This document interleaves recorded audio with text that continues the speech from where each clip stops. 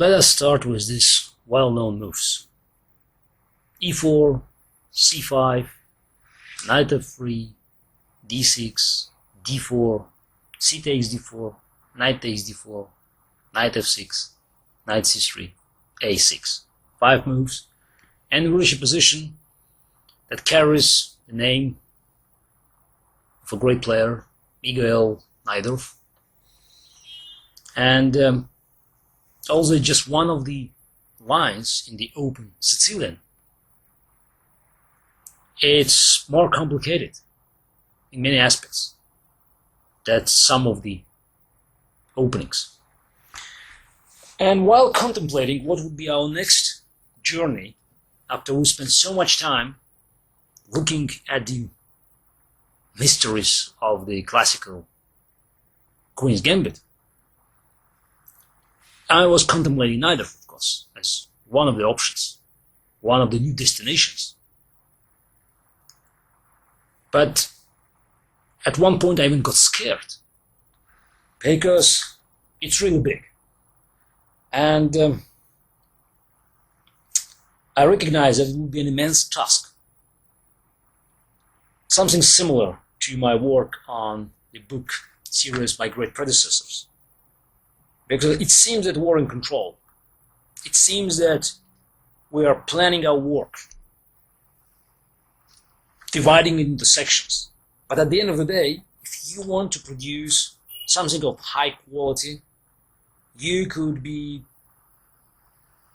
taken over by the complexity of this opening, by the ideas, the very wide range of ideas, and fantastic games played by the great players of the past.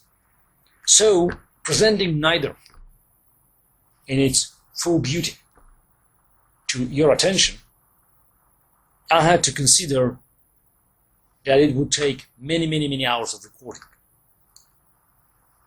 So we'll start with some segments, and eventually we hope to cover all Najdorf, because it has sharp lines, very sharp lines, positional lines, mixture,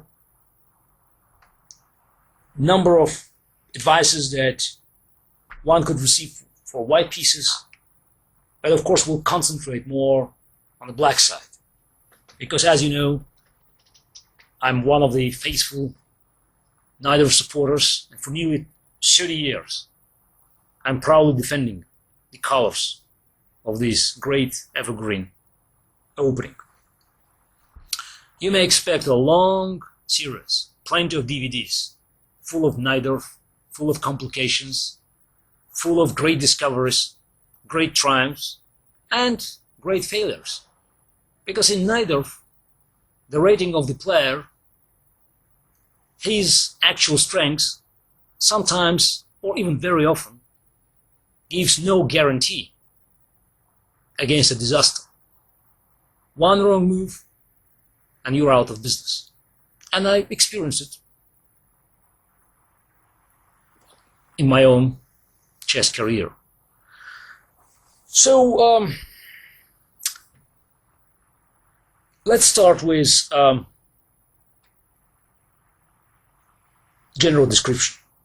And I have to tell you that before we start analyzing games, looking at some concrete ideas, studying some typical examples, that the role of general information in that opening is far less important than in Ruy Lopez or in the Queen's Gambit. In the Queen's Gambit, you can learn through ideas.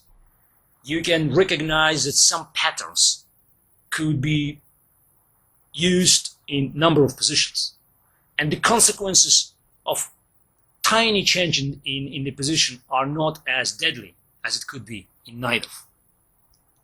But don't get me wrong, there is room for generalities in Najdorf. You have to learn from great games to know more about typical attacks launched by white and typical defense offered by black. But those generalities must be supported by a very deep analysis, by hard homework, and by very precise calculations. Because you could have a great position at first sight. Everything will be perfect, but then there will be just one move, and you will see some of these games. Just one blow, and your position collapses, house of cards. Now, a little bit about the history of this opening. It's not very old by chess standards.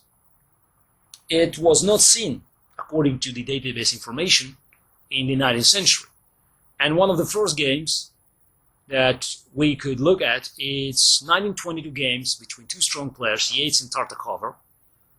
And White played very cautiously bishop d3, developing its bishop, preparing castle, protecting pawn on e4. Of course, this move doesn't offer much hope for the advantage. Just normal game. White could afford this, but for us, this game has only historical importance. Then Najdorf, or this pawn configuration with d6 and a6, was seen few more times in 20s and 30s. But it was Miguel Najdorf who played this opening with great dedication. And I think it's justified that this line in the Open Sicilian carries his name. Some may argue that he did very little. In his first game, he played with this opening in database, found in database, dated just back to 1939, where his opponent played bishop g5, and after e6, he reached normal position of the sharpest line in Najdorf with bishop g5. But Don Miguel was very consistent. He always played this opening. He was, I think it's fair to say, the first faithful follower of Najdorf. And that's why I don't think that we should argue that moves d6 and a6 in Sicilian are carrying Najdorf's name. But of course, Najdorf's role, also very important, was not decisive. And there is another name that anyone who plays chess, or anyone who has ever heard about the game of chess, knows by heart. The name of one of the greatest players in the history of chess, who was the first prophet of this opening, Robert Fischer, who played Najdorf from his early days in mid-50s to the last triumph of his career, World Championship match against Boris Spassky in Reykjavik in 1972. And that was Fischer. It was Bobby Fischer who made Najdorf part of virtually every major international competition. Thanks to Fischer, in many Najdorf lines, new ideas for black were discovered. And those lines survived decades.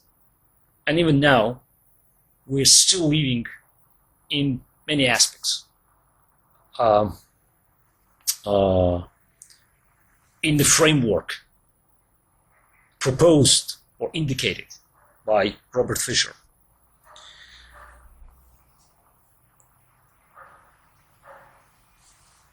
Throughout our travel into these Najdorf jungles, we'll look at many games played by great players. And of course, if you had Fischer on one side, you can expect great names on the other side.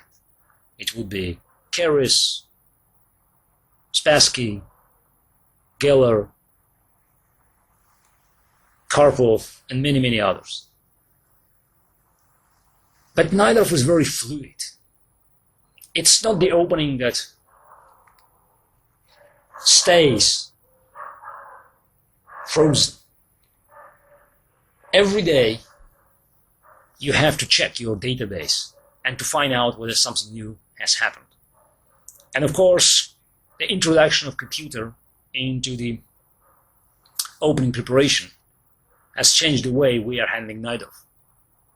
Something that was doable 20 years ago, even 10 years ago, it cannot be tolerated anymore, because tiny inaccuracy in your preparation could end up with terrible disaster, and there will be no way back. Najdorf offers black a good chance to take initiative in the opening, but the price for this opportunity is very high, because you have to take huge risk that you normally don't take in other openings. But high risk often means high rewards. So we are entering this great opening. Well, we're entering positions where the value of the moves will be very high. But it's no surprise that most of the players who learned to play Najdorf in their early days stayed with this opening throughout their career. And even if they're not impressed by the complications and by the quality of the positions that normally arise in the middle game of that Sicilian line, I'm sure you will enjoy the history. You will enjoy Najdorf in all aspects. And even if you decide against employing this line, you will learn a lot, and it will help in your chess quest, even if you play quiet and more position openings. So welcome in our new series.